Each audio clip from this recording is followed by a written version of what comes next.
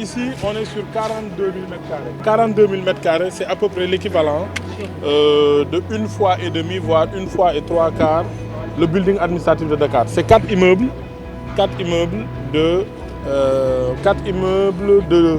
10 000 m². 10 000 m². Sur chaque espace, vous avez un étage qui est réservé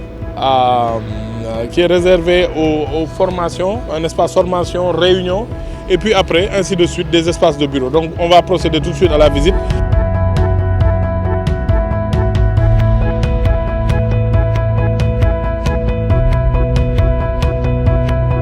On a prévu un espace réunion-formation.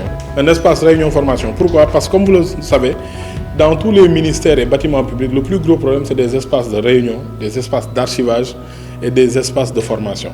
Donc on a voulu faire en sorte que les services de l'État qui seront ici, qui seront installés ici, les agents de l'État n'aient pas à faire de gros déplacements pour des réunions, pour aussi faire des séances de formation ou ce genre de choses.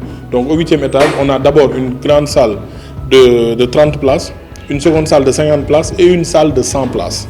Donc ces salles vont être soumises à des règles de réservation. Comme vous le savez, dans un bâtiment, il peut y avoir plusieurs ministères ou un seul ministère.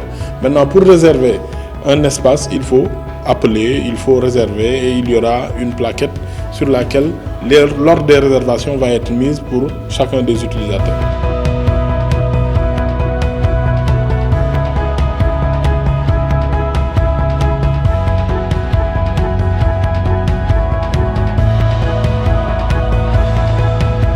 Il y a le directeur, son chef de division qui ont des bureaux fermés, mais tout le reste sont dans des espaces partagés. Comme ça se fait dans tous les pays du monde pour faire des économies d'espace, mais aussi permettre à l'efficacité des personnes de pouvoir être jugées et être appréciées.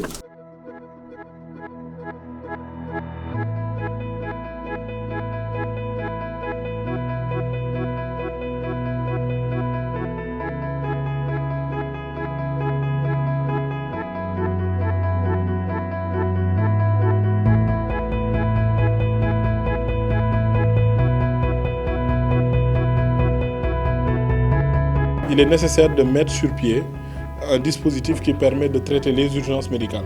Donc c'est la raison pour laquelle on a mis ici un centre médico-social avec, comme vous l'avez vu, un accueil, un bureau du médecin généraliste, un espace pour les infirmières et aussi un espace d'hospitalisation, un espace aussi pour les urgentistes, un médecin urgentiste et aussi un espace d'hospitalisation. On appelle ça un espace d'observation, c'est bien ça, hein? Avec des toilettes et tout ce qui va.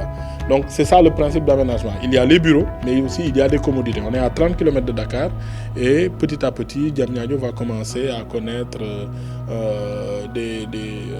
comment on appelle ça encore, des vagues d'habitation, des vagues d'occupants, mais en attendant, il faut créer les conditions pour que les gens puissent se soigner, manger, faire leurs courses et faire tous les actes de la vie quotidienne.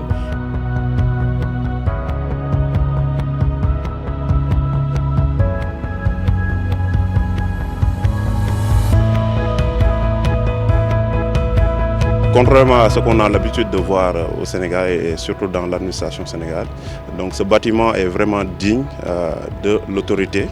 Donc c'est un bâtiment carrément connecté. Donc on a mis les systèmes de vidéosurveillance, on a mis un système de climatisation centralisé doté de puces électroniques qui nous permettent à partir d'un centre de supervision de pouvoir délester si on veut la consommation, de pouvoir intervenir à distance, de contrôler par exemple s'il y a une personne oublie d'éteindre sa clim à la descente. Une des particularités de ce projet, c'est que le projet est entièrement équipé, meublé. Donc aujourd'hui, en termes de gestion de l'énergie, nous avons intégré une centrale solaire sur chaque bâtiment de 200 kg. Donc chaque centrale solaire produit de l'énergie qu'on injecte directement dans le secteur. Ça veut dire quoi? Ça veut dire qu'on ne fait pas du stockage. On ne fait pas de stockage d'énergie, donc il n'y a pas de batterie. Donc l'énergie qui est produite est injectée en priorité sur le réseau. Donc aujourd'hui, si les consommations d'énergie sont inférieures à la production de la centrale, donc le courant venant de la Sénélec ne sera pas utilisé. Donc ça veut dire une facture égale à 0.